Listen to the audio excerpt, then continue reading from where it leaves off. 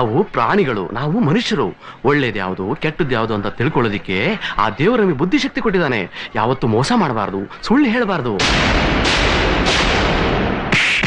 ಅಮ್ಮ ಅಮ್ಮ ಅಮ್ಮ, ನನ್ನ ಅಪ್ಪ ರಂಗಿ ಜೊತೆ ಕೊಟ್ಟಿಲಿ ಕಬಡ್ಡಿ ಆಟ ಆಡ್ತಿದ್ರಮ್ಮ.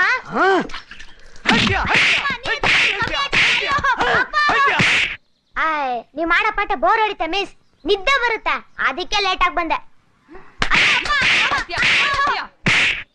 ರಂಗಣ್ಣ, ನೆನ್ನೆ ತಾನ ರಾಜನ ಹತ್ರ ಹೇಳ್ತಿದ್ದಲ್ಲ, ಈ ತೊಟ್ಟಿ ನನ್ ಮಗ ಸಿಗ್ಲಿ ಹಾಕೊಂಡ್ ಕತ್ರಸಾಕ್ತೀನಿ ಅಂತ. ಸಿಕ್ಕಿದನಲ್ಲ, ನಾಲ್ಕು ತದ್ಕೋ. ಬನ್ನಿ ಡಾಕ್ಟ್ರೆ, ಬನ್ನಿ. ಅಪ್ಪ, ಇವನೇ ತಾನಪ್ಪ ನೀನ್ ಹೇಳ್ತಿದ್ದು ಕೆಂಪ್ ನೀರ್ ಕೊಟ್ಟು 50 ರೂಪಾಯಿ ಸುಳ್ಗಮ್ಮಳ ಬೋಳಿ ಮಗ ಅಂತ. ನನ್ ಮಕ್ಕಳ್ರ, ನಿಜ ಹೇಳಿ ಅಂತೀರಾ? ನಿಜ